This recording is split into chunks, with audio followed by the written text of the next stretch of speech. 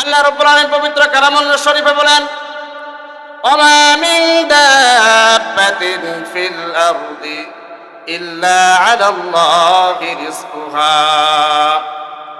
আল্লাহ রাব্বুল আলামিন বলেন, পৃথিবীর ভিতরে বিচরণশীল এমন কোনো প্রাণী নেই যার রিজিকের দায়িত্ব আমি আল্লাহ রাব্বুল আলামিন গ্রহণ করি নাই। আল্লাহ রাব্বুল আলামিন পৃথিবীর ভিতরে জলে এবং স্থলে যত প্রাণী আছে সকল প্রাণীর রিজিকের দায়িত্ব আল্লাহ রাব্বুল আলামিন নিয়ে নিয়েছেন। এই দায়িত্ব আল্লাহ রাব্বুল আলামিনকে কেউ দেয় নাই। আল্লাহ রাব্বুল আলামিনকে দায়িত্ব দেওয়ার মতো কেউ নাই। আল্লাহ রাব্বুল আলামিন এই দায়িত্ব নিজে থেকে নিয়ে নিয়েছেন। সমস্ত প্রাণীর রিজিকের ব্যবস্থা আল্লাহ রাব্বুল আলামিন করে থাকেন। এখন আপনি বলতে পারেন, আল্লাহ রাব্বুল আলামিন যদি সকল প্রাণীর রিজিকের দায়িত্ব নিয়ে থাকেন, তাহলে অনেক প্রাণী আছে যারা না খেয়ে মারা যাচ্ছে। একটা মানুষের একটা প্রাণীর হায়াত আছে, সময়সীমা আছে। আমাকে আল্লাহ রাব্বুল আলামিন দুনিয়াতে পাঠাইছেন, আপনাকে আল্লাহ রাব্বুল আলামিন দুনিয়াতে পাঠাইছেন, নির্দিষ্ট একটা হায়াত দিয়ে দুনিয়ার ভিতরে আল্লাহ রাব্বুল আলামিন আপনাকে পাঠাইছেন। আমাকে নির্দিষ্ট একটা হায়াত দিয়ে আল্লাহ রাব্বুল আলামিন দুনিয়াতে পাঠাইছেন। এই হায়াতটা, এই আয়ুটা যখন আমার থেকে চলে যাবে, তখন আমি এক সেকেন্ডও এই দুনিয়াতে থাকতে পারবো না। আমাকে যতই খাওয়ানো হোক, আমি একটা লুকমাও আমার মুখে কেউ তুলে দিতে পারবে না। আমার পেটের ভিতরে একবার লুকমাও থাকবে না। সেটা যেমনে পাই সেমনি আমার মুখের ভিতর থেকে বাহির হয়ে আসবে, সেটা আমার মুখের ভিতরে থাকবে না।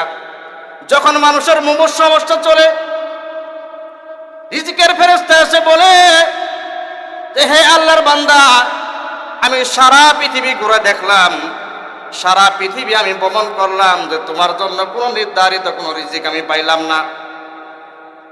নিঃশ্বাসের ফেরেশতা এসে বলে, আল্লাহর বান্দা, সারা পৃথিবী আমি ভ্রমণ করে দেখলাম, সারা পৃথিবী আমি ঘুরে ঘুরে দেখলাম, খুঁজে দেখলাম, তোমার জন্য কোনো রিজিক আমি বরাদ্দকৃত পাইলাম না। এইভাবে প্রত্যেকটা অঙ্গ প্রত্যঙ্গের ফেরেশতা তার কাছে আসে। এসে যখন বলে যে তোমার জন্য কোনো রিজিক আমরা নির্ধারিত পাইলাম না, অতএব তুমি থাকো, আমরা তোমার কাছ থেকে চলে যাই। এইভাবে একটা একটা করে সকল অঙ্গ প্রত্যঙ্গের ফেরেশতাগুলো তখন চলে যাবে। মালাকুল মাউত এসে তারপরে তার জানটাকে কবজ করে ফেলবে। আমরা যতই চেষ্টা করি ওই সময় যে তাকে একটা রিজিক খাওয়াবো, তাকে এক লুকমা খানা খাওয়াবো, খাওয়াইতে পারবো না। কারণ তার রিজিকটা শেষ হয়ে গিয়েছে। তার যে আয়ু ছিল, ওই আয়ুটা শেষ হয়ে গিয়েছে। তারপরে আমরা যতই চেষ্টা করি, তাকে এক লুকমা খাবারও আমরা খাওয়াইতে পারবো না, এক লুকমা খাবারও আমরা খাওয়াইতে পারবো না। আর এই রিজিকের দায়িত্ব, এই রিজিকের ব্যবস্থা আল্লাহ রাব্বুল আলামিন করে থাকেন, সকল মানুষদেরকে করে থাকেন। অনেক মানুষ আছে দেখেন যারা ইনকামই করে না, কামাই করে না। আমাদের এলাকায় আছে, অনেক জায়গায় আছে, সব জায়গায় আছে। তারপরেও আল্লাহ পাক তাদেরকে খাওয়াইতেছে না? তারপরেও আল্লাহ পাক তাদেরকে খাওয়াইতেছে। কেমনে ব্যবস্থা করতেছে? আল্লাহ রাব্বুল আলামিন যে কোনো একটা ওসিলায় তাদের ব্যবস্থা করে দিতেছে। কারণ সব রিজিকের দায়িত্ব আল্লাহ রাব্বুল আলামিন নিয়ে নিয়েছে। আল্লাহ রাব্বুল আলামিন সমস্ত প্রাণী, সমস্ত মানুষের রিজিকের দায়িত্ব নিয়ে নিয়েছে। আশারী গোত্রের একটা ঘটনা বলতেছি। হযরত আবু মুসা আশআরী রাদিয়াল্লাহু তাআলা আনহু,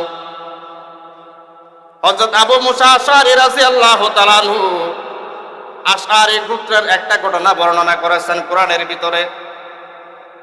কোরআনের ভিতরে একটা ঘটনা বর্ণনা করেছেন। আবু মুসা আশআরী রাদিয়াল্লাহু তাআলা আনহু তারা ইয়ামেন থেকে হিজরত করে মদিনায় পৌঁছলেন। ইয়ামেন থেকে হিজরত করে মদিনায় পৌঁছলেন। পথের ভিতরে যা খাবার ছিল, প্রাণী ছিল, সব শেষ হয়ে গিয়েছে। পথের ভিতরে খাবার নাই, পানি নাই। এই ব্যক্তিগুলো কি খেয়ে থাকবে? কি দ্বারা ওযু করবে? পানিও নাই, কিছুই নাই, খাবার নাই। কয়েকজন ব্যক্তি পরামর্শ করলো যে মুহাম্মদুর রাসূলুল্লাহ সাল্লাল্লাহু আলাইহি ওয়াসাল্লামের কাছে খবরটা পৌঁছাই, যাতে করে হুজুর সাল্লাল্লাহু আলাইহি ওয়াসাল্লাম মদিনা থেকে আমাদের জন্য কিছু সাহায্যের ব্যবস্থা করে। সিদ্ধান্ত অনুযায়ী একজন দূত হুজুর সাল্লাল্লাহু আলাইহি ওয়াসাল্লামের কাছে পাঠানো হইল। ওই দূত গিয়ে হুজুর সাল্লাল্লাহু আলাইহি ওয়াসাল্লামের দরজায় গিয়ে দাঁড়াইছে। দাঁড়ানোর পর আল্লাহর হাবিব মুহাম্মদুর রাসূলুল্লাহ সাল্লাল্লাহু আলাইহি ওয়াসাল্লাম ঘরের ভিতর থেকে কোরআন তেলাওয়াত করতেছে। ওয়া মিন দাব্বাতিন ফিল আরদি ইল্লা আলাল্লাহি রিজকুহা ওয়া ইয়ালামু মুস্তাকাররাহা ওয়া মুস্তাওদাআহা কুল্লুম ফি কিতাবিম মুবিন। এই আয়াত তেলাওয়াত করতেছে। ঘরের সামনে গিয়ে যখন এই আয়াতটা শুনছে, সাহাবী ভাবতাছে যে আল্লাহ রব্বুল আলামিন যেহেতু সমস্ত পানির রিজিকের দায়িত্ব নিয়ে নিয়েছেন, এই আয়াতের অর্থ হলো পৃথিবীর ভিতরে বিচরণশীল এমন কোনো পানি নেই যার রিজিকের দায়িত্ব আমি আল্লাহ রব্বুল আলামিন গ্রহণ করি নাই। এই সাহাবী যখন ঘরের বাহির থেকে আওয়াজ শুনছে, শোনার পর ভাবতাছে আল্লাহ রব্বুল আলামিন যেহেতু পৃথিবীর সকল পানির রিজিকের দায়িত্ব নিয়েছেন, আর আমরা আশআরী গোত্রের মানুষ আল্লাহ রব্বুল আলামিনের ইবাদত করি, নামাজ পড়ি, রোজা রাখি, যাকাত দেই, সব কিছু করি, তাহলে মনে হয় আমরা পশু পাখির থেকে আমরা নিকৃষ্ট না। এই আয়াতটা শুনে আল্লাহর উপর ভরসা করে ওই ব্যক্তি হুজুর সাল্লাল্লাহু আলাইহি ওয়াসাল্লামের ঘরের দুয়ার থেকে ফিরে আসলেন। ফিরে এসে দলের লোকদেরকে বলতেছে যে তোমাদের জন্য সুসংবাদ আছে, আল্লাহ রব্বুল আলামিন তোমাদের জন্য খাবারের ব্যবস্থা করবেন। বলেন সুবহানাল্লাহ। ওই ব্যক্তি ফিরে আসলো, তার দলের লোকেরা সাথীরা ভাবতেছে এই দূত মনে হয় হুজুর সাল্লাল্লাহু আলাইহি ওয়াসাল্লামের কাছে গিয়েছিলেন, আল্লাহর হাবিব হুজুর সাল্লাল্লাহু আলাইহি ওয়াসাল্লাম মনে হয় তাদেরকে রিজিকের জন্য আশ্বাস দিয়েছেন, তাদের জন্য খাবার পাঠাবেন, আমাদের জন্য খাবার পাঠাবেন। দলের লোক যখন ফিরে আসলেন, কিছুক্ষণ পর দেখা গেল যে এক ডেক রুটি এবং মাংস ওই আশআরী গোত্রের লোকদের জন্য হাদিয়া স্বরূপ আসলেন। সুবহানাল্লাহ বলেন সবাই। সবাই তৃপ্তি সহকারে খাইলেন, এমন ভাবে তৃপ্তি সহকারে খাইলেন, খাওয়ার পর কিছু রুটি এবং গোশত ডেকের ভিতরে রয়ে গেল। সিদ্ধান্ত অনুযায়ী সবাই পরামর্শ করলো যে এত খাবারগুলো বেঁচে গিয়েছে, ওই হুজুর সাল্লাল্লাহু আলাইহি ওয়াসাল্লামের খেদমতে আবার প্রেরণ করি। আল্লাহর হাবিব হুজুর সাল্লাল্লাহু আলাইহি ওয়াসাল্লাম এগুলো নিজের ইচ্ছা অনুযায়ী ব্যয় করবেন। ওই খাবারগুলো আবার আর দুইজন সাহাবী দিয়ে পাঠিয়ে দিলেন। আল্লাহর হাবিবকে সাহাবা কেরাম গিয়ে বলেন, ইয়া রাসূলুল্লাহ, ইয়া হাবিবাল্লাহ, আপনি যে খাবার আমাদের জন্য পাঠাইছিলেন ওই খাবার অনেক সুস্বাদু, খেয়ে আমরা তৃপ্তি পেয়েছি। হুজুর সাল্লাল্লাহু আলাইহি ওয়াসাল্লাম বলেন, হে সাহাবা কেরাম, আমি তো কোনো খাবার পাঠাই নাই, এই খাবার তো আমি তোমাদের জন্য পাঠাই নাই। তখন পুরা ঘটনা খুলে বললেন যে আমরা একজন দূতকে আপনার নিকট প্রেরণ করেছিলাম খাবারের জন্য, পথের ভিতরে আমাদের প্রাণী খাবার সব শেষ হয়ে গিয়েছিল, একজন লোক পাঠাইছিলাম আপনার জন্য, আপনার কাছে সাহায্য চাওয়ার জন্য। ওই ব্যক্তি গিয়ে বলেছে যে আল্লাহর পক্ষ থেকে সাহায্য আসবে, আমরা এটাই আশ্বাস নিয়ে বুক বেঁধে আশা বেঁধে বসেছিলাম, কিন্তু খানা আসলো, সব কিছু আসলো। হুজুর পাক সাল্লাল্লাহু আলাইহি ওয়াসাল্লাম এই ঘটনা শুনে বললেন, যেই প্রভু সমস্ত পানির রিজিকের দায়িত্ব আল্লাহ রব্বুল আলামিন নিয়ে নিয়েছেন, ওই প্রভু তোমাদের জন্য রিজিকের ব্যবস্থা করেছেন। ওই আল্লাহ রব্বুল আলামিনের এত দয়া, এত মায়া, আল্লাহ রব্বুল আলামিন সমস্ত পানির রিজিকের ব্যবস্থা করে থাকেন। সমস্ত পানির আল্লাহ রব্বুল আলামিন রিজিকের ব্যবস্থা করে থাকেন। আমার মুখের সামনে একটা ফেরেশতা আছে, সব সময় শ্বাস নেই। এই ফেরেশতা যদি আমার কাছ থেকে 1 সেকেন্ড চলে যায়, 1 সেকেন্ডের ভিতরে আমি ইন্তেকাল করব। 1 সেকেন্ডের ভিতরে আমি ইন্তেকাল করব। 1 সেকেন্ডের ভিতরে আমি ইন্তেকাল করব। তো এই রিজিকটা দুই প্রকার, একটা হচ্ছে হালাল রিজিক আর একটা হচ্ছে হারাম রিজিক। হালাল রিজিক, এই হালাল রিজিক যারা উপার্জন করবে, হালাল রিজিক যারা উপার্জন করবে, হালাল রিজিক যারা খাবে, দুনিয়ার ভিতরে তারা ইবাদত করে, নামাজ পড়ে, এগুলো করে শান্তি পাবে। তাদের ইবাদত নামাজ সব কিছু আল্লাহ রাব্বুল আলামিনের দরবারে কবুল হবে। আর এই হারাম জন্য আমরা বক্ষণ করি, হারামভাবে যদি আমাদের উপার্জনটা হয়, তাহলে আমার ইবাদত, আমার নামাজ, আমার রোজা এগুলো কোনোটাই কাজে আসবে না। নামাজে দাঁড়াবো, মন ছটফট করবে, কখন নামাজ শেষ করব আমি। নামাজে দাঁড়াবো, আমার মন চলে যাবে অন্য জায়গায়, আমার দোকানে, আমার খেতে, আমার খামারে। তখন আপনি ভাববেন যে আমার নামাজটা মনে হয় কবুল হচ্ছে না, কারণ নামাজের ভিতরে আমার ধ্যান নাই, খেয়াল নাই। নামাজের ভিতরে আমার ধ্যান নাই, খেয়াল নাই। সমাজের ভিতরে এই হারাম রিজিকটা, হারাম জিনিসটা এমনভাবে ছড়িয়ে গিয়েছে, প্রত্যেক ঘরে ঘরে এটা ছড়িয়ে গিয়েছে। আল্লাহ রাব্বুল আলামিন আমাদের সকলকে হারাম থেকে বেঁচে থাকার তৌফিক দেখুন, সকলে বলেন আমিন। এই হারাম, আমি একটা উদাহরণ দিয়ে আপনাদেরকে বোঝাচ্ছি যে আমি যদি একটা কামলা দেই, যেটাকে বলে কামলা দেই, আমি এক জায়গায় কামলা দিছি, একদিনের জন্য দিন মজুর দিছি, এই কামলা দিছি, এর ভিতর থেকে সকাল থেকে আসর পর্যন্ত কাম করবো আমি তার জায়গায়, তার খেতে। কিন্তু আমি ওই জায়গায় বসে, মালিক নাই, বসে আমি 10 মিনিট সময় আমি অপচয় করতেছি। ওই 10 মিনিটের টাকাটা যে আমার পেটে ঢুকবে, ওটাই হারাম হবে। আমি স্কুলে পড়াই, একটা মাদ্রাসায় পড়াই, আমি সেখানে সুন্দরভাবে ডিউটি পালন করতে হবে, ভালোভাবে পড়াইতে হবে। আমি যে একটা ডিউটি কামাই দিলাম, একটা ক্লাস আমি মিস দিলাম, 1 ঘন্টা আধা ঘন্টা সময় আমি মিস দিলাম, খেয়ে বসে গল্প করে আমি কাটাইলাম, ওই আধা ঘন্টার যে বেতন আছে, ওই বেতনটাই আমার ভিতরে হারাম ঢুকবে, ওই বেতনটাই আমার ভিতরে হারাম। ওই হারামটা আপনার সমস্ত ভালো মালগুলোকে নষ্ট করে দিবে, ভালো মালগুলোকে নষ্ট করে দিবে। হাজী সাহেব হজ করে আসছেন, লম্বা টুপি, লম্বা দাড়ি, মসজিদে নামাজ পড়তাছি, নিয়মিত মসজিদে যাইতাছি, কিন্তু সকালবেলা নামাজ, ফজরের নামাজ পড়ে আমি অন্যর ভাইয়ের খেতে আমার ছাগলটা ছেড়ে দিছি, ছেড়ে দিয়ে সুন্দরভাবে খাওয়াইতাছি। ওই ছাগলটা যে এক ভাইয়ের ক্ষেতের ঘাস খেয়ে, খাবার খেয়ে রক্ত মাংস হইল, ওই রক্ত মাংসটাই আপনার জন্য হারাম, ওই রক্ত মাংসটাই আপনার জন্য হারাম। এগুলো আমরা বুঝতেও পারতেছি না যে আমাদের ভিতরে হারাম কেমনে ঢুকতেছে, আমাদের ভিতরে হারাম কেমনে ঢুকতেছে, এগুলো বুঝতেই পারতেছি না আমরা। ইমাম আহমদ বিন হাম্বল রহমতুল্লাহি আলাইহি, হালাল রিজিকের কত বরকত, হালাল রিজিকের কত বরকত, হালাল উপার্জনের কত বরকত। ইমাম আহমদ বিন হাম্বল রহমতুল্লাহি আলাইহি ইমাম শাফি রহমতুল্লাহি আলাইহির শিষ্য ছিলেন, ইমাম শাফি রহমতুল্লাহি আলাইহির ছাত্র ছিলেন।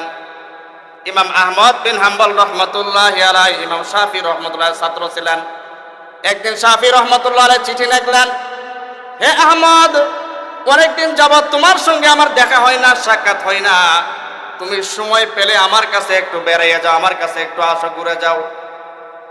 চিঠি পাওয়ার মাত্র ইমাম আহমদ বিন হাম্বল রহমতুল্লাহের চিঠির উত্তর দিয়ে দিলেন যে হযরত, আমি অমুক তারিখে আপনার বাসায় আসব। ওই তারিখ আসা মাত্রই ইমাম শাফি রহমতুল্লাহি আলাইহি সমস্ত মানুষদেরকে নিয়ে, মুরিদদেরকে নিয়ে, সমস্ত মানুষদেরকে নিয়ে তার ইস্তেকবালের জন্য এগিয়ে গেলেন, পথে আনার জন্য এগিয়ে গেলেন। একটু তাকে রিসিভ করে আনলেন, আনার পর সুন্দর খাবার দেওয়া হলো, খাবারের আয়োজন করা হলো। ইমাম আহমদ বিন হাম্বল রহমতুল্লাহি আলাইহি এমন ভাবে খেলেন যে পেট ভরে এসে তৃপ্তি সহকারে খেলেন। ইমাম শাফি রহমতুল্লাহি আলাইহির ছেলে মেয়ে খুশিতে তাদের আপ্যায়ন করতেছিলেন যে জামানার এত বড় একজন ইমাম আসছে, আমাদের বাড়িতে মেহমান হয়েছে, এত বড় একজন ইমামের আপ্যায়ন করতেছিলেন খুশি মনে। তো ইমাম আহমদ বিন হাম্বল রহমতুল্লাহি আলাইহি এমন ভাবে খেলেন যে পেট ভরে খেলেন। তিনার ছেলে মেয়ে ভাবতেছে, ইমাম শাফি রহমতুল্লাহি আলাইহি ছেলে মেয়ে ভাবতেছে যে আমরা শুনেছি যে এত বড় পীর, এত বড় ইমাম এমন ভাবে খাইলো যেন 1 সপ্তাহ ধরে সে না খাইয়ে আছে। এটার পর ঘুমের জায়গা দেয়া হলো, ঘুমের জন্য যখন জায়গা দেয়া হলো, ঘুমিয়ে পড়লেন। খানকার আগে খানকার সামনে এক লোটা পানি রেখে দিলেন। যখন তাহাজ্জুদের সময় হবে, ফজরের সময় হবে, এটা দিয়ে ওযু করে সে তাহাজ্জুদ পড়বে। পানি রেখে দিলেন। সকালবেলা ইমাম শাফি রহমাতুল্লাহি আলাইহির ছেলে মেয়ে উঠে দেখলেন যে তারা যে পানি রেখে দিয়েছিল ওই পানি যেমনি রেখেছিল তেমনি আছে। ইমাম শাফি রহমাতুল্লাহি আলাইহি গিয়ে বললেন যে বাবা, কি রকম ছাত্র আপনার যে গতকাল দেখলাম যে এমন ভাবে খাইলো যেন এক সপ্তাহ সে না খেয়ে আছে। আর এটা দেখেন, পানি রেখে দিয়েছিলাম, ফজরের নামাজ আদায় করবে, তাহাজ্জুদের নামাজ আদায় করবে, সে পানি খরচ করে নাই, যেইভাবে রেখেছি ওইভাবেই পানি রয়ে গেছে। এই কথা শুনে ইমাম শাফি রহমাতুল্লাহি আলাইহি ইমাম আহমদ বিন হাম্বল রহমাতুল্লাহি আলাইহির কাছে গিয়ে বললেন যে এই অবস্থা তোমার কবে থেকে হয়েছে? ইমাম আহমদ বিন হাম্বল রহমাতুল্লাহি আলাইহি বুঝে ফেলছেন যে আমার উস্তাদ আমাকে কি বলতে যাচ্ছে। ইমাম আহমদ বিন হাম্বল রহমাতুল্লাহি আলাইহি বললেন, উস্তাদ আপনি কি বলবেন আমি বুঝে ফেলেছি। আমি এত পরিমাণে খাইছি যে মনে হয় এক সপ্তাহের খাওয়া আমি একদিনেই খেয়ে নিয়েছি। কারণ আপনার এই খাবারের ভিতরে আমি এমন বরকত দেখেছি মনে হলো যে আসমান থেকে এই খাবারের উপর বরকত পড়তেছে। বলেন সুবহানাল্লাহ। ইমাম আহমদ বিন হাম্বল রহমাতুল্লাহি আলাইহি বলে, প্রয়োজন পড়লে আমি এক সপ্তাহ না খেয়ে থাকবো, তাও এই বরকতি খাবার আমি মিস করব না। এই জন্য আমি পেট ভরে খাইছি। এরপরে আমি পেট ভরে খাইছি। তারপরে বলতেছে, হ্যাঁ আমার উস্তাদ, আমি ওযু করি নাই, এই বরকতি খাবার খাওয়ার পরে আমার দুইটা উপকার হয়েছে। একটা উপকার হচ্ছে যে আমি আজ আমলি লাইনে এগিয়ে গিয়েছি। কি আমলি লাইনে এগিয়ে গিয়েছি? অনেকদিন পর আমি আজ এশার ওযু দিয়ে আমি ফজরের নামাজ আদায় করে ফেলেছি। সুবহানাল্লাহ বলেন। যে আমি এশার ওযু দিয়ে ফজরের নামাজ আদায় করে ফেলেছি। আপনার এই বরকতি খাওয়ার পর আমি এশার ওযু দিয়ে ফজরের নামাজ আদায় করেছি। আমলি ফায়দা হচ্ছে, ইলমি ফায়দা হচ্ছে। আমার ইলমি ফায়দা কি হয়েছে? যে আমি আজ একটা কোরআনের একটা আয়াত থেকে আমি 100টি হাদিস, 100টি মাসালা আমি ইস্তেমবাদ করেছি। একটা আয়াত থেকে আমি 100টি মাসালা বের করেছি, যা ইতিপূর্বে যে মাসালাগুলো আমার বুঝে আসে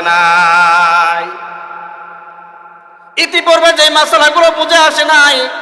ওই মাসালাগুলো আমি রাতে শুয়ে শুয়ে আমি 100টি মাসালা আমি বের করেছি। আপনার এই বরকতি খাওয়ার পর আমি আজ এত পরিমাণে বরকত পেয়েছি যে আজ আমি এশার ওযু দিয়ে আমি ফজরের নামাজ আদায় করেছি। আর এশার ওযু দিয়ে ফজরের নামাজ আদায় করেছি। শুধু এটাই নয়, আমি আজ শুয়ে শুয়ে আমি একটা আয়াত থেকে 100টি মাসালা আমি বের করেছি। যে মাসালাগুলো আমার ইতিপূর্বে আমার বুঝে আসে নাই। এই বরকতি খাওয়ার কারণে, আপনার এই বরকতি খাওয়ার কারণে আমি একটি আয়াত থেকে 100টি মাসালা আমি বের করেছি। যে মাসালাগুলো আমার ইতিপূর্বে আমার বুঝে আসে নাই। এটা কিসের কারণে হয়েছে? বরকতি খাওয়ার কারণে হয়েছে। আল্লাহর হাবিব হুজুর সাল্লাল্লাহু আলাইহি ওয়াসাল্লাম বলেন, লা ইয়াদখুলুল জান্নাতা জাসাদুন গুযিয়া বিল হারাম। আল্লাহর হাবিব হুজুর সাল্লাল্লাহু আলাইহি ওয়াসাল্লাম বলেন যে হারাম ভক্ষণকারীর শরীর জান্নাতে প্রবেশ করবে না।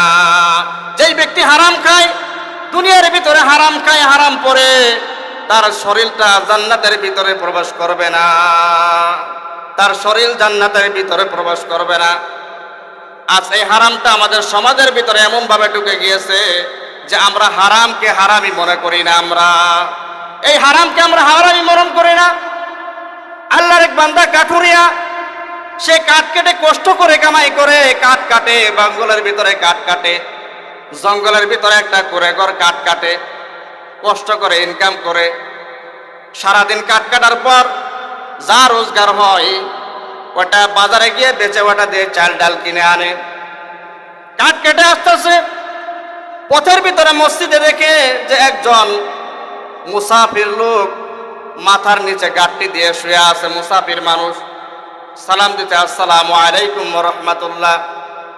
মুসাফির মসজিদ থেকে বলতেছে ওয়া আলাইকুম আসসালাম ওয়া রাহমাতুল্লাহি ওয়া বারাকাতুহু। বলতেছে ভাই আপনি কে?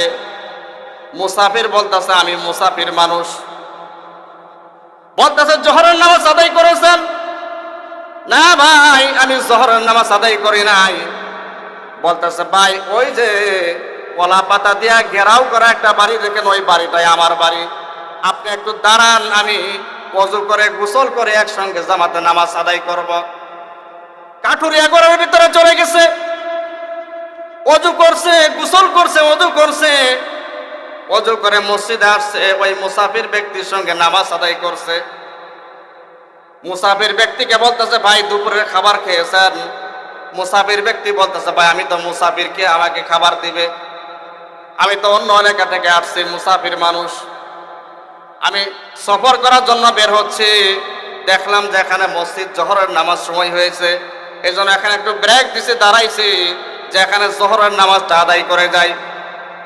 এবার কাঠুরিয়া ব্যক্তি বলতেছে ভাই আমার বাড়িতে খাবার আছে, আপনাকে মুসাফির এখানে রেখে আমি যদি বাড়িতে গিয়ে খাবার খাই তাহলে আল্লাহ আমার উপর বেজার হবে, অতএব আপনি একটু দাঁড়ান, আমি বাড়িতে গিয়ে দেখি কি ব্যবস্থা করতে পারি। এই কথা বলে ওই কাঠুরিয়া ব্যক্তি ঘরের ভিতরে গেছে। ঘরে গিয়ে বলতেছে বিবি কি রান্না করেছো? বলতেছে স্বামী 6টা রুটি আমি বেজেছি, 2টা রুটি আপনার, 2টা রুটি আমার, আর 2টা রুটি আপনার ছেলের, এই 6টা রুটি আমি বানিয়েছি স্বামী। এবার কাঠুরিয়া ব্যক্তি বলতেছে আমাদের মসজিদে একজন মুসাফির আসছে, আমার ভাগের 2টা রুটি আমাকে দিয়ে দাও, একটা রুটি আমি খাবো আর একটা রুটি মুসাফির ব্যক্তিকে দিয়ে দিব। রুটি নিয়ে রওনা দিছে। পিছন দিক থেকে স্ত্রী বলতেছে স্বামী আপনি কেমন স্বামী? আপনি স্বামী হয়ে দ্বারের দিক থেকে আগিয়ে থাকবেন আর আমি স্ত্রী হয়ে পিছিয়ে থাকবে, এটা হতে পারে না। স্বামী স্ত্রী বলতেছে যে আমার বাগে থেকে আরেকটা রুটি আপনি নিয়ে যান। 2টা রুটি নিয়ে কাঠুরিয়া ব্যক্তি রওনা দিছে। পিছন দিক থেকে ছোট্ট ছেলেটা ডাক দিছে বাবা। যেই ঘরের বাবা এবং মা আল্লাহ রাস্তায় দান করতে পারে, একজন মুসাফির ব্যক্তিকে খাওয়াইতে পারে, আর আমি সেই ঘরের ছেলে হয়ে আমি মুসাফির ব্যক্তিকে কেন দিতে পারবো না? বলতেছে আমার ভাগ থেকে আরেকটা রুটি নিয়ে যান। 3টা রুটি নিয়ে কাঠুরি মুসাফিরের কাছে গেছে। মুসাফির তৃপ্তি সহকারে 3টা রুটি খাইছে। পরের দিন দুপুরবেলা যখন দেখছে এই মুসাফির মসজিদ থেকে যায় নাই, জোহরের নামাজ আদায় করার জন্য আসছে কাঠুরিয়া, বলতেছে ভাই আপনি যান নাই? মুসাফির ব্যক্তি বলতেছে না আমি যাই নাই। কেন যান নাই? মুসাফির ভাই বলতেছে কারণ আছে, এটা বলা যাবে না। এই কাঠুরিয়া ব্যক্তি আবার দৌড়ায় বাসায় গেছে যে দুপুরে খাবারের জন্য খাওয়ার ব্যবস্থা করতে হবে। গিয়ে বলতেছে বিবি ঘরে কি রান্না করেছে বলো। এবার বিবি বলতেছে আমি 3টা রুটি বানাইছি, পরে কোনো আটা নাই, ময়দা নাই, 3টা রুটি বানাইছি, একটা রুটি আমার, আর একটা রুটি আপনার, আর একটা রুটি আপনার ছেলের। এবার কাঠুরিয়া ব্যক্তি বলতেছে বিবি আমার ভাগের রুটিটা আমাকে দিয়ে দাও, আমি আজ পানি খেয়ে থাকব, আর এই একটা রুটি আমি ওই মুসাফির ব্যক্তিকে খাওয়িয়ে দিব। যখন রুটিটা দিয়ে রওনা দিছে, পিছন দিক থেকে বিবি বলতেছে স্বামী আপনি দানের দিক থেকে আগিয়ে থাকবেন আর আমি পিছিয়ে থাকবো, এটা কেমন দেখা যায়? আমার ভাগে রুটিটাও আপনি নিয়ে যান, আমরা 2জন আজকে পানি খেয়েই থাকবো এখানে। যখন 2টা রুটি নিয়ে রওনা দিছে, ছোট্ট ছেলেটা ডাক দিয়ে বলতেছে বাবা আপনারা দান করবেন আর আমি এই ঘরের সন্তান হয়ে দান থেকে আমরা পিছিয়ে থাকবো এটা হতে পারে না, আমার রুটিটাও আপনি নিয়ে যান। বাবা বলতেছে তুমি তো ছোট্ট মানুষ, এই রুটি দিয়ে তুমি না খেয়ে থাকতে পারবে না। এবার কাঠুরিয়া 2টা রুটি নিয়ে রওনা দিছে, গিয়ে বলতেছে কাঠুরি সেই মুসাফির ব্যক্তির হাত ধরছে, ভাই আমার ঘরের অবস্থা ভালো না, আপনি কেন যান না আমাকে একটু খুলে বলেন, কারণ আপনি যদি আজকে না যান তাহলে আমার অবস্থা খারাপ হয়ে যাবে, আপনি যদি না যান আমার অবস্থা খারাপ হয়ে যাবে। ওই মুসাফির ব্যক্তি চোখের পানি ছেড়ে দিছে, ছেড়ে দিয়ে বলতেছে হে কাঠুরিয়া, আমি যখন প্রথম আপনার 3টা রুটি আমি খেয়েছি, প্রথম দিন যখন আমি তোমার 3টা রুটি খেয়েছি, এটা হালাল পয়সার রিজিক, হালাল টাকা দিয়ে কিনা, স্বপ্নে দেখেছি, এই লোভে আমি যাইতে পারি নাই। দ্বিতীয় দিন যখন চলে আসলো, তোমার 2টা রুটি আমি খাইলাম, 2টা রুটি খাওয়ার পর আল্লাহর হাবিব হুজুর সাল্লাল্লাহু আলাইহি সাল্লামকে আমি 2বার স্বপ্নে দেখেছি, 2বার আমি স্বপ্নে দেখেছি তোমার এই হালাল রিজিক, তোমার রক্ত মাংস গলানো এই টাকার এত বরকত আমি পেয়েছি, যেই বরকতি খাবার খেলে মদিনার বাদশা তাকে স্বপ্নে দেখা যায়। এই লোভে আমি যাইতে পারি না এই মসজিদ থেকে, এই লোভ আমার ভিতরে ছিল যে আমি মদিনার বাদশা রহমাতুল লিল আলামিনকে আমি স্বপ্নে দেখব, এই লোভে আমি যাইতে পারি না। হযরত ইব্রাহিম ইবনে আদম রহমাতুল্লাহি আলাইহি তিনি অনেক বড় বাদশা ছিলেন, আমরা সকলে তিনাকে চিনি। ইব্রাহিম বিন আদম রহমাতুল্লাহি আলাইহি তিনি রাজপ্রাসাদ ছেড়ে, রাজ দরবার ছেড়ে তিনি জঙ্গলে এসেছিলেন, কারণ রাজপ্রাসাদে কোনো শান্তি নাই। আমরা অনেকেই ভাবি টাকাই মনে হয় শান্তি, টাকার ভিতরে কোনো শান্তি নাই। আমরা অনেকেই ভাবি যে ধন সম্পদ হলেই মনে হয় শান্তি, এটার ভিতরে শান্তি নাই, এটার ভিতরে শান্তি নাই। তো ইব্রাহিম ইবনে আদম রহমাতুল্লাহি আলাইহি তিনি রাজপ্রাসাদ ছেড়ে জঙ্গলে এসেছিলেন। ওই ইব্রাহিম বিন আদম রহমাতুল্লাহি আলাইহি একদিন নামাজ পড়তেছিলেন, মসজিদে আকসাতে নামাজ পড়তেছিলেন। ইব্রাহিম বিন আদম রহমাতুল্লাহি নামাজ পড়তেছিলেন, যখন নামাজের ভিতরে মনোযোগ দিল, পিছন দিক থেকে 2জন লোক বলতেছে যে এই ব্যক্তি নামাজ পড়ে 40 দিন যাবত নামাজ পড়তেছে, কিন্তু তার নামাজ কবুল হয় না। এই ব্যক্তি 40 দিন যাবত নামাজ পড়তেছে, তার নামাজ কবুল হয় না, তার নামাজ কবুল হয় না। ইব্রাহিম ইবনে আদম রহমাতুল্লাহি আলাইহি নামাজ পড়তেছে, এই কথাগুলো শুনতেছে। দ্বিতীয় ব্যক্তি বলতেছে ভাই কেন কবুল হয় না? প্রথম ব্যক্তি বলতেছে ভাই এই ব্যক্তি মদিনায় হজ করতে গিয়েছিল, ওই সময় খেজুর কিনেছিল, কিন্তু দাড়ি পাল্লা থেকে 2টা খেজুর নিচে পড়ে গিয়েছিল। 2টা খেজুর যখন নিচে পড়ে গিয়েছিল, ইব্রাহিম বিন আদম রহমাতুল্লাহি আলাইহি ভাবছিল যে 2টা খেজুর মনে হয় আমার, নিজের ভেবে ওই 2টা খেজুর খেয়ে ফেলেছে। নিজের ভেবে 2টা খেজুর ইব্রাহিম বিন আদম রহমাতুল্লাহি খেয়ে ফেলেছে। এই জন্য ওই ব্যক্তির 40 দিন যাবত নামাজ পড়তেছে, তার নামাজ কবুল হয় না। এই 2টা খেজুর তার ভিতরে হারাম ঢুকেছে, এই হারামের বিনিময়ে, এই হারাম খাওয়ার ফলে তার 40 দিন যাবত নামাজ পড়তেছে, তার কোনো নামাজ কবুল হয় না। এবার বলতেছে কার খেজুর খেয়েছে? বলতেছে ওই অমুক ব্যক্তির খেজুর খেয়েছে, অমুক দোকানদারের খেজুর খেয়েছে। নামাজ শেষ করে তাড়াহুড়া করে ইব্রাহিম বিন আদম রহমাতুল্লাহি আলাইহি বেরিয়ে গিয়েছে, ওই খেজুর দোকানদারের উদ্দেশ্যে বেরিয়ে গিয়েছে, খেজুর দোকানদারের উদ্দেশ্যে বেরিয়ে গিয়েছে। মদিনা থেকে মক্কায় আসছে, এত দূর সফর করে ওই খেজুর দোকানদারের কাছে আসছে। এসে বলতেছে ভাই এই দোকানে যে একজন লোক বসা ছিল, পাকা দাড়িওয়ালা লোক বসা ছিল। যুবক ব্যক্তি বলতেছে ভাই আপনি কে আমি জানি না, কিন্তু যেই দোকানদার ছিল সে আমার বাবা ছিল, অনেক কিছুদিন আগে ইন্তেকাল করছে। যে আমার বাবা ছিল দোকানদারি করছে, কিছুদিন হইল আমার বাবা ইন্তেকাল করেছে। বলতেছে ভাই আমি 2টা খেজুরের ঋণ পরিশোধ করার জন্য আসছি। তোমার বাবার কাছ থেকে আমি খেজুর কেনার সময় 2টা খেজুর মাটিতে পড়ে গিয়েছিল, আমি নিজের ভেবে ভুলে আমি 2টা খেজুর খেয়ে ফেলেছিলাম। এই 2টা খেজুর খাওয়ার কারণে 40 দিন যাবত আমি নামাজ পড়তাছি, ইবাদত করতাছি, জিকির আজগার করতাছি, আল্লাহ পাকের দরবারে কিছু কবুল হয় নাই। ওই যুবক ব্যক্তি বলতেছে ভাই আমি আমারটা মাফ করে দিলাম, কিন্তু আমার আরো 2টা বোন আছে, তাদের হক তো আমি মাফ করতে পারবো না, তাদেরটা তো আমি মাফ করতে পারবো না, আমি আমারটা মাফ করে দিলাম। ইব্রাহিম বিন আদম রহমতুল্লাহি আলাইহি বলতেছে ভাই তাদেরকে কোন জায়গায় বিবাহ দিয়েছেন? বলতেছে মদিনায় বিবাহ দিয়েছি।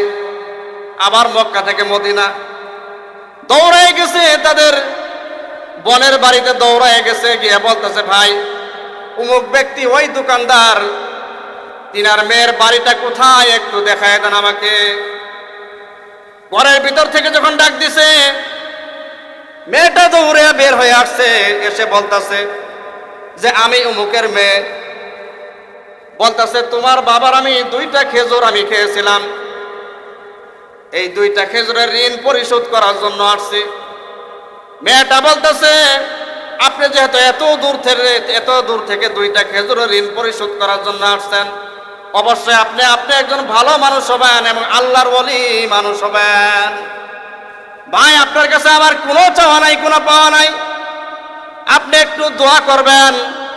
এই পিতা মাতা, এই বাবা আমাদেরকে কত যত্ন করে লালন পালন করেছে, কত আদর সোহাগ করেছে, আপনি একটু দোয়া করবেন যেন আল্লাহ রব্বুল আলামিন আমার বাবাকে জান্নাত দান করে।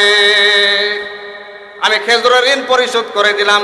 অপর মেয়ের বাড়িতে গেছে, ওই মেয়েও একই কথা বলতেছে যে হুজুর এত দূর থেকে 2টা খেজুরের ঋণ পরিশোধ করার জন্য আসছেন, মনে হয় আপনি ভালো মানুষ হবেন, আপনার কাছে একটাই চাওয়া যে আমার বাবা যেন জান্নাতবাসী হয়। মেয়েদের একটু বাবাদের প্রতি টান বেশি থাকে, ওই মেয়ে বলতেছে হুজুর আমার বাবা যখন দুনিয়াতে বেঁচে ছিলেন বাড়িতে কিছু সুন্দরভাবে খাইছে, খাওয়া দাওয়া করছে, বাবাটা ইন্তেকাল করেছে, বাবার বাড়িতে যাই, ভাইয়েরাও তেমন ভাবে কথা বলে না, ভাবিও কথা বলে না, একটু শান্তির জন্য বাবার বাড়িতে যাই, ভাই বোন আমাদেরকে দেখতে পারে না। স্বামীর বাড়িতে আসি, স্বামী ভালোভাবে ব্যবহার করে না, সন্তানেরাও কথা শোনে না। আমার বাবা এত লালন পালন করছে, যত্ন করে, ওই বাবা আজ নাই, দুনিয়াতে বেঁচে নাই, ওই বাবা দুনিয়াতে বেঁচে নাই। আপনি একটু দোয়া করবেন যেন আল্লাহ রব্বুল আলামিন আমার বাবাকে জান্নাতবাসী করে। ইব্রাহিম বিন আদম রহমতুল্লাহি আলাইহি দেখেন 2টা খেজুরের ঋণ পরিশোধ করার জন্য কোথায় থেকে কোথায় দৌড়াইছে। 40 দিন যাবত তার ইবাদত বন্দেগী কবুল হয় নাই, এই 2টা খেজুরের ঋণের জন্য 40 দিন যাবত তার ইবাদত বন্দেগী কবুল হয় নাই। আমরা বুঝতেও পারি না যে আমাদের ভিতরে আজ হারাম কিভাবে ঢুকতেছে,